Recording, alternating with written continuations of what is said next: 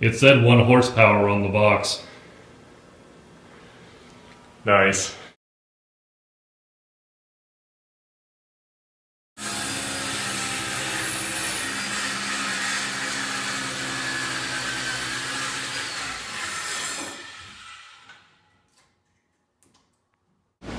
Okay, we got a lot left to do on this car, including something with that transmission.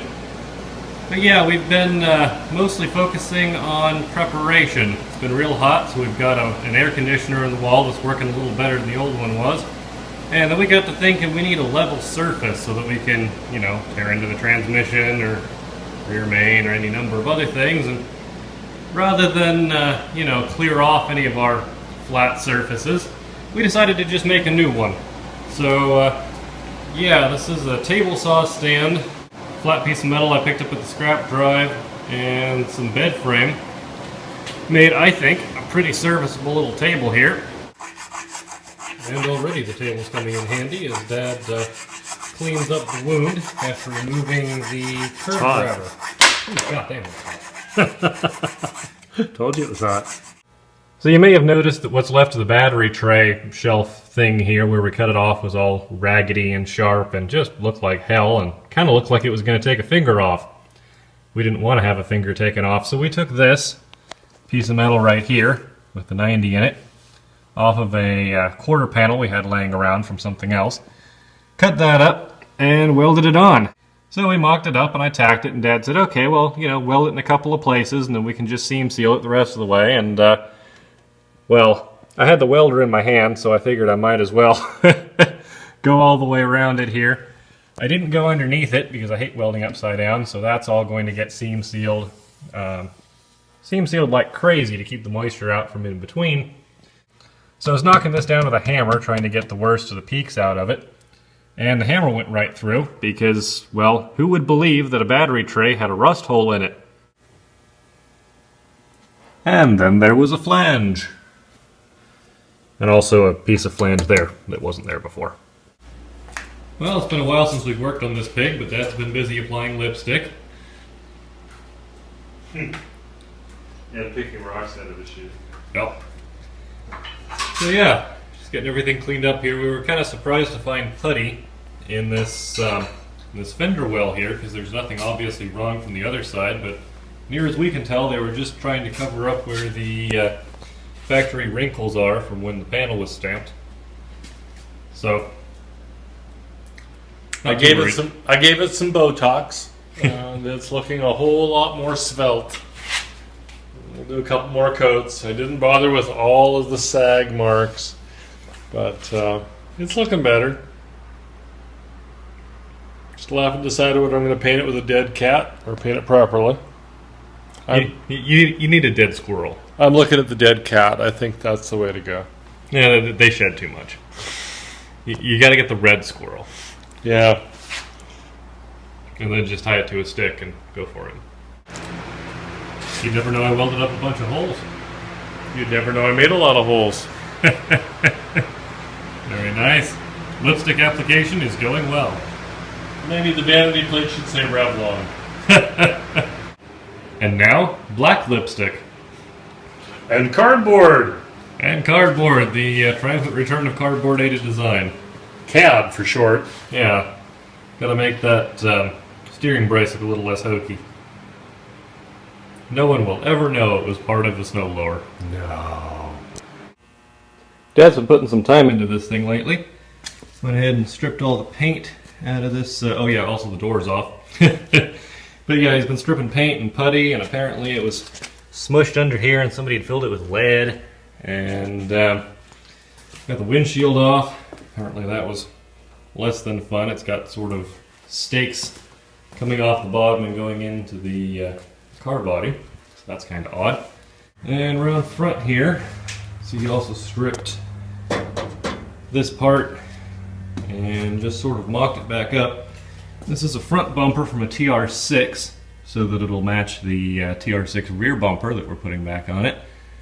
And yeah, so we're just kind of mocking that up. It looks like it'll have to come down a little bit to clear the turn signals, but burn that bridge when we get to it. Also, the front valance had a lot of putty on it apparently, and you may also notice there's a hole in it now.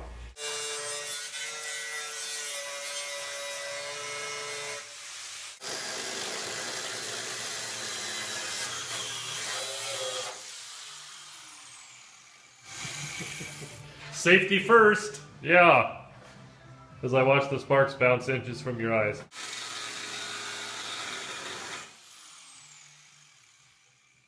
Dad is dominating the stripping competition here. Ew. It's getting there. Yep. Finding more holes that shouldn't be there. But that's what the welder's for. Yeah. Yeah, these look suspiciously the same spread as the original. Like maybe they put the tag over there for some reason. Well, some of the earliest TRs that were licensed in this country, they put a dealer tag right there. It's not uncommon to find one there. When they didn't get sold the year they were manufactured, they would put a year of sale tag right there. And that may be what that was. Did the dealership usually make the holes with a scratch awl and a blunt hammer? If they couldn't find a rock. I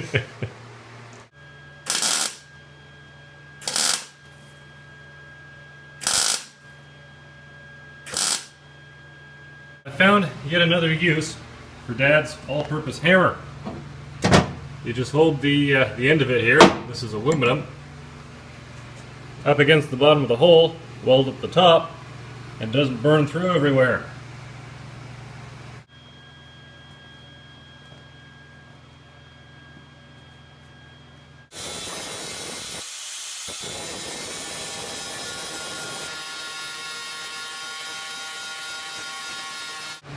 One nice thing about this car, it comes with its own grinder holder.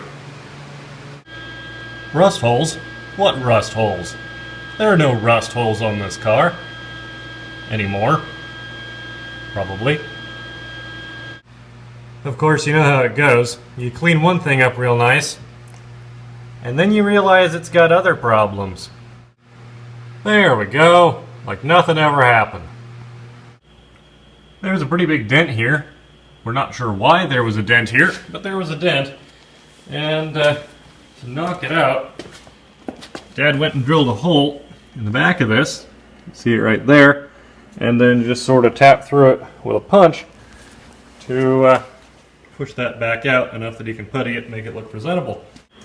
Hole? What hole? This is the upper hinge for the driver's side door. You might notice there's a great big old stress crack there. We're not quite sure why that's there. Also not quite sure why that dent is there, or why that was pushed in. My dad thinks maybe this thing got hit and the door like got tweaked or something. I think we'd be seeing a lot more damage in this pillar if that was the case. But yeah, I'm kind of suspecting that this might just be because the door was the only thing holding the body together. Well, we knew there was a crack down here. Turns out it goes all the way up top there. There we go.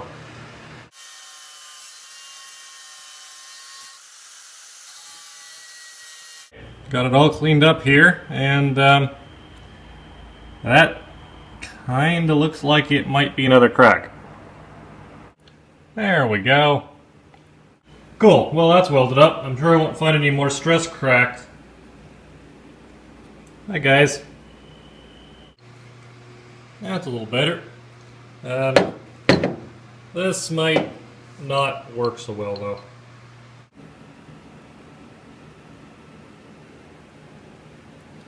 Seeing as how most of that's going to be covered by the stopper for the hood, I think that's good enough. And it's not cracked anymore. Dad's done a little more stripping on this thing. Really need to talk to him about that. I've gone ahead and patched up a couple of little holes that were in the floor that he found. It's really not that bad though. Most of the holes that are in this car seem to be from the previous, well not the previous owner, but the guy before him, doing some really weird things to it. So yeah, that's all fairly clear. Dad's got a rust converter on it right now. It is pretty heavily pitted, but no holes, which is amazing. There were some holes back here though. Might remember a couple parts ago I did up the ones on that side. Well, he finally cleared up this side, so welded those up. That was where the little roll bar was at the back. The little roll bar that was only bolted to the sheet metal. Not quite sure what happened there, but apparently none of those holes are even supposed to be there. Those cracks certainly aren't. I'm also not entirely certain what someone was trying to do here. Maybe they were trying to get to something? What would they have been trying to get to? Nothing you can't get to from underneath. Okay, so somebody was an idiot. And, Jesus. Check out the topography on that. That's going to be a fun one. These will be easy though. I got the loose tab out of there and beat it flat so it looks a little bit less like a puppy chewed on it. So now I should be able to just cut a patch panel and slam that back together. Also those. Also those.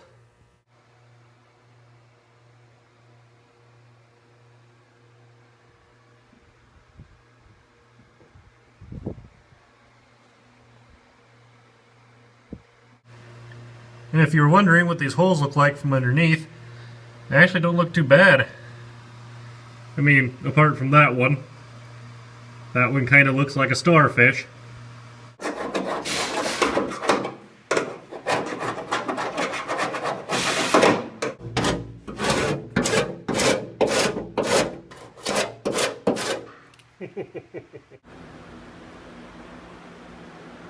The amount of red paint on this thing is steadily decreasing. Dad also removed this little sound deadener patch and found that there's actually an access hole underneath that wasn't screwed down. It was just held by the patch. We're not sure why that's there.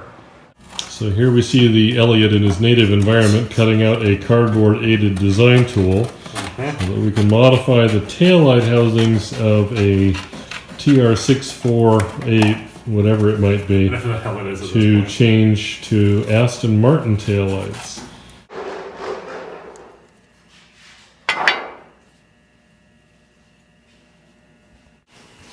Hey, look! Sheet metal. So, funny story, the plasma cutter will cut through many things. Bondo, a 1/16 of an inch thick, is a challenge.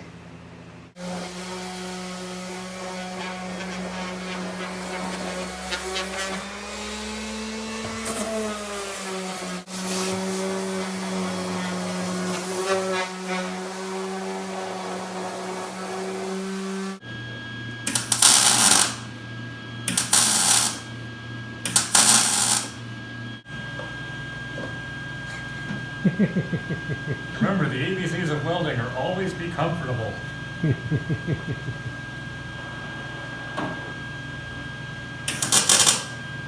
Damn, that looks good.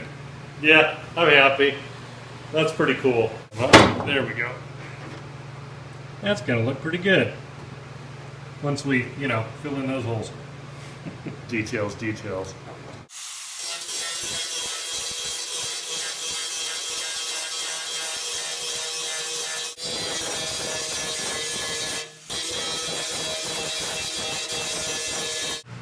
And now this turns into a cooking show. What the hell are you making? Blueberry cobbler, don't try this at home. Just go until you get sort of a consistency. You find out whether you put too much hardener in it. By whether it freezes while you've got the paddle still in it. Yeah, exactly.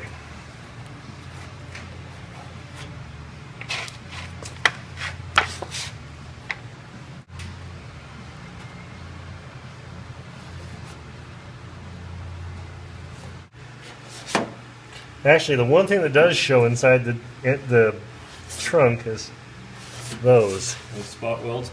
Yeah. So, might as well.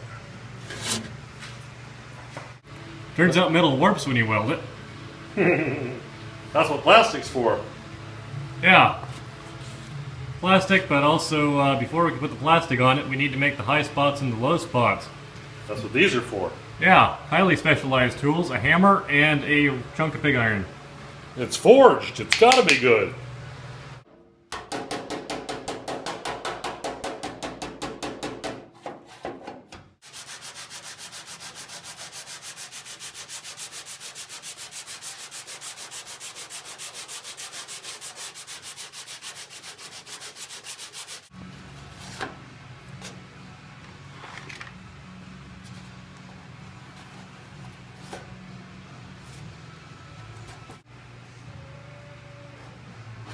Razor blade. Okay. That's enough putty for one, right?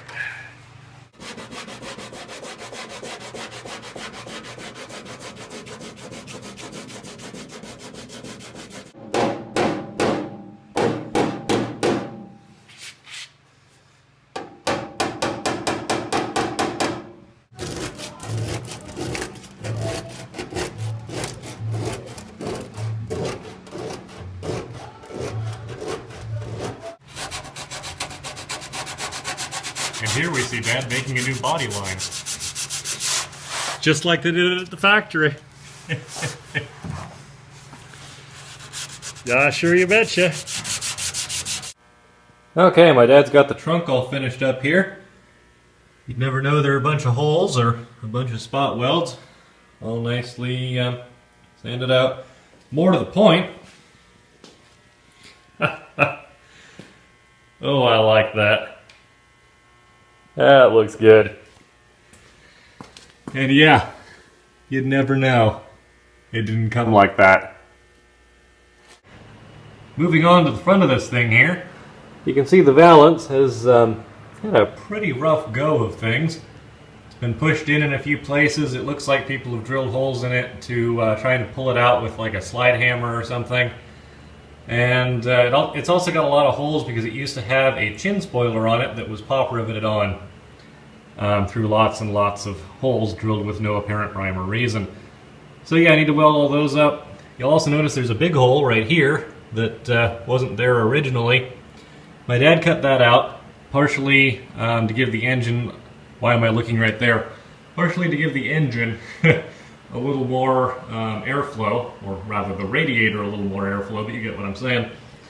And also partially because the piece he cut out looked like that. Unfortunately, my dad's hammer has gone AWOL, and it wouldn't really fit into some of those spots anyway. That's what old diamond plate's for.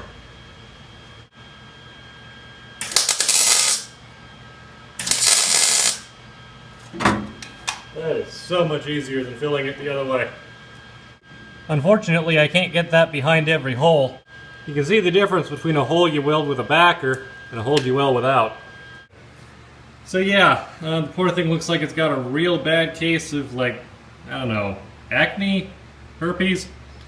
Anyway, let's grind that back. See how I did.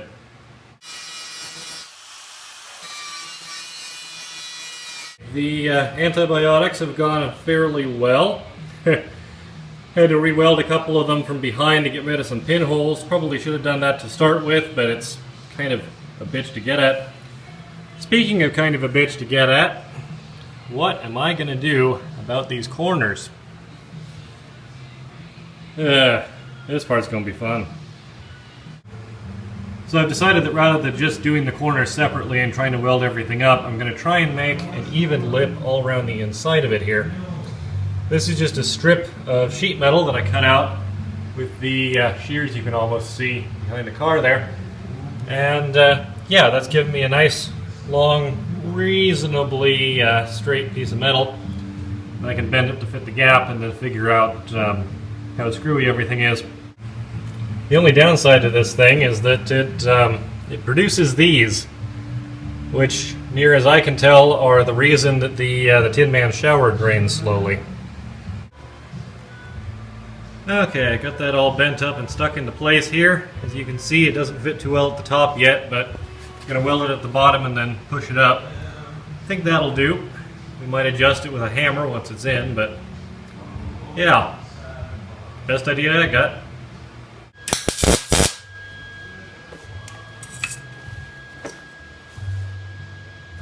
Yay, I didn't weld the clamp to it.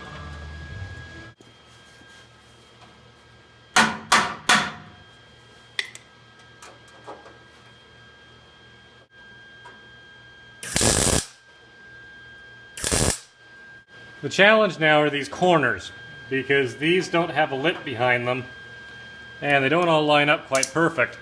So I'm going to be bridging a gap between two pieces of sheet metal, which is always less than fun. So what I'm doing is I'm trying to make that gap as small as possible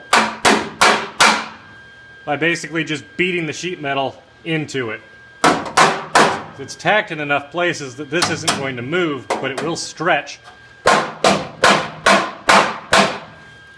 Hopefully just enough to make that work. And because all this is getting puttied anyway, I'm not too shy about giving her a little squeeze here and there to get that lined up better.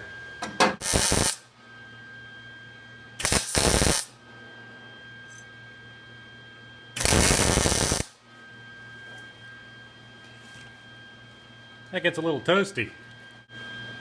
You might remember I decided to leave the seam up here because it would hide better. Down here it'd be easy to weld, but it would show. I'm beginning to question my judgment on that one. A little late for that though.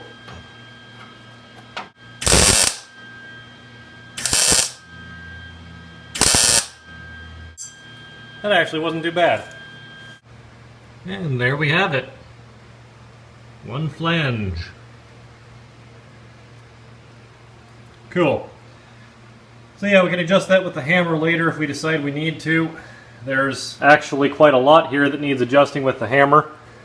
You might be able to sort of see what we're working with on this poor bumper. It's, yeah. This side's I think is pretty close to what it's supposed to look like. That side, I have been to states with less topography than that side of the bumper.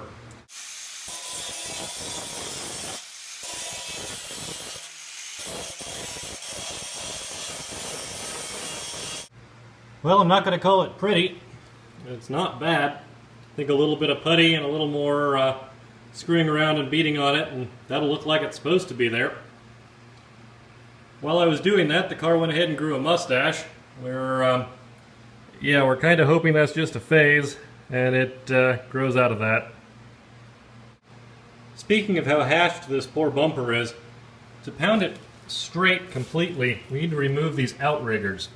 Now these outriggers come off the frame, and then they go to here, and the bumper bolts to them from the outside, so they sort of sandwich this panel, which makes it a little hard to get a dolly behind it to knock out some of the more egregious issues with it, particularly that thing right there. So, yeah, how hard could that be? Pretty easy, actually. You know, maybe I should have done that before I welded all this up. You may remember a few episodes ago we made transmission mounts for this thing. Or maybe it was the last episode, I don't remember. It's been a while.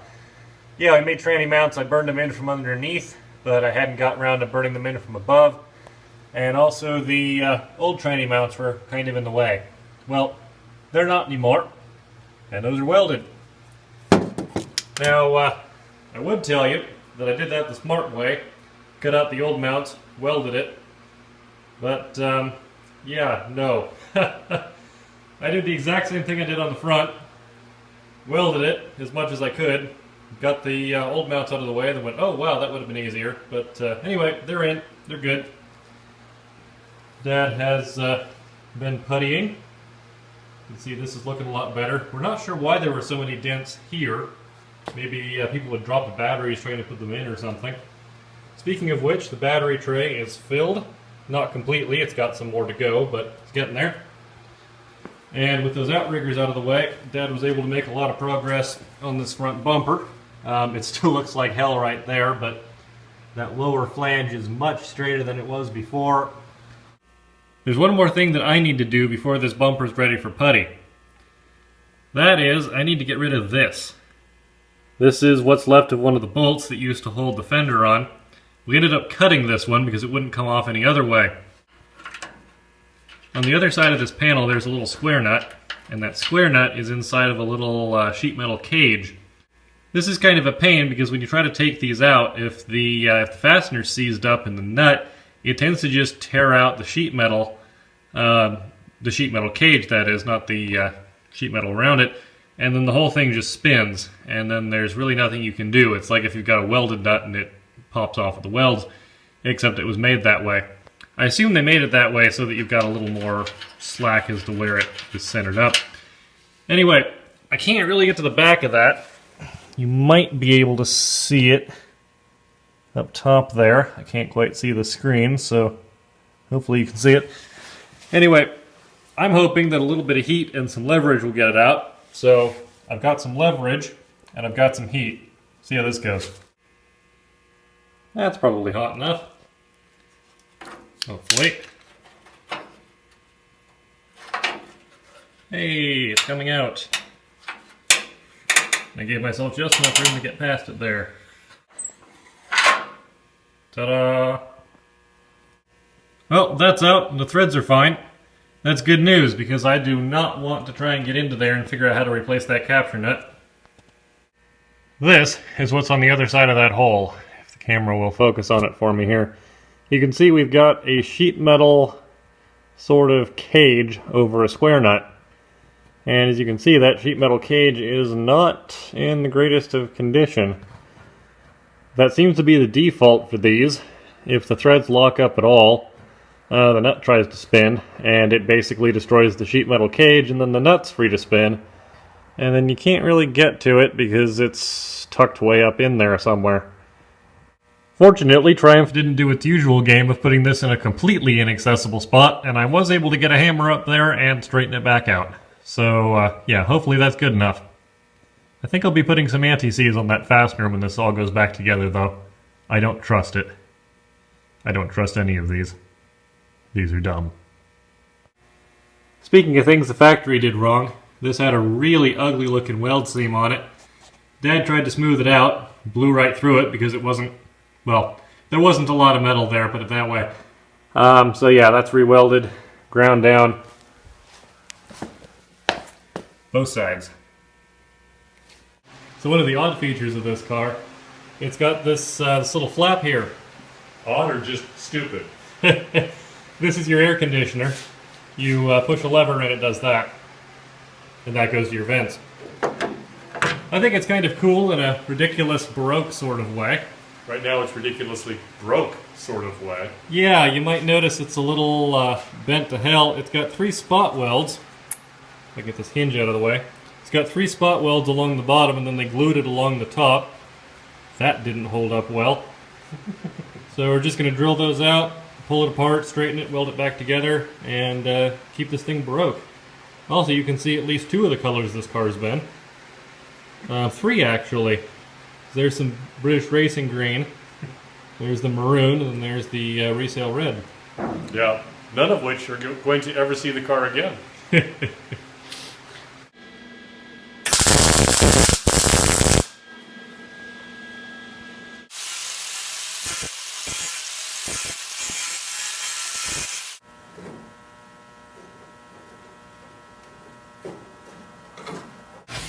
Oh, Dad's stripping again. Hairy legs, even from back here. Yeah, that's coming along. So's the putty on the old battery tray. Yep. And then the final coat on the top. I had a couple low spots.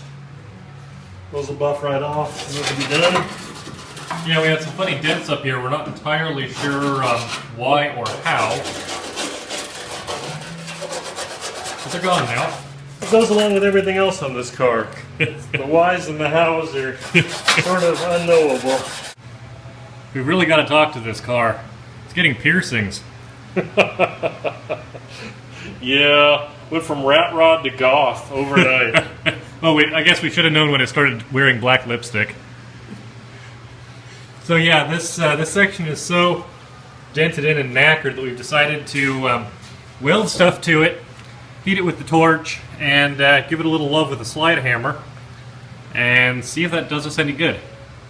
This can only go well. Well, it's a boxed segment, so you have to do what you have to do. Yeah, we can't really get a hammer behind it very easily at all.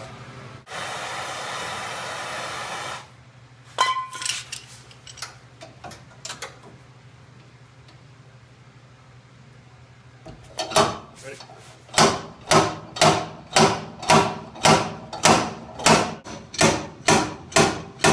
The joys of hedgehog bodywork. Fuckery. Fuckery and dickery. Hedgehog fuckery.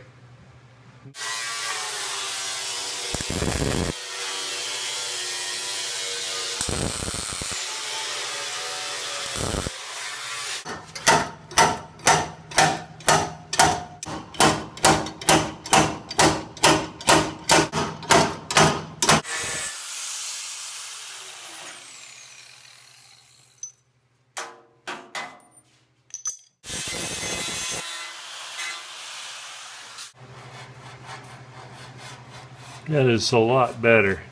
Still plenty of room for putty, but it's nowhere near as bad. Yeah, a little high spot here, but I think it's really good actually. I think it'll fare in.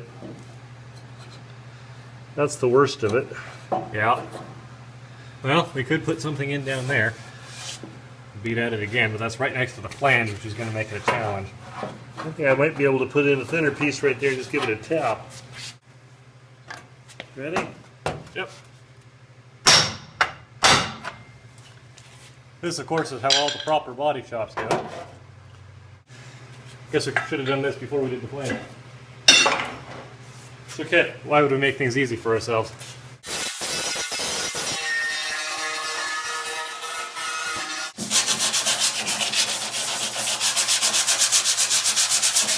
So I'm thinking we can make some braces to make this look like real serious business with the dimple dies. I thought I'd take the backing off of this and then we could see how they align and if it's worth the effort. To add just a little bit of aviation cred to this thing. Yeah, because I think it needs some aviation cred. Soon there will be an engine in here blocking the view of all of this. Better get it perfect beforehand.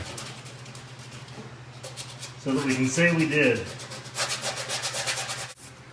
Well, folks, there's a long ways left to go, but I think we're approaching the 30-minute mark here, so we should probably break this episode off. Next time, more putty, more grinding, more welding, and maybe primer. And color. Yeah, color'd be nice. That looked pretty good. Yeah. You never know it was made out of a GMC hood. And on that bombshell, see you next time, folks.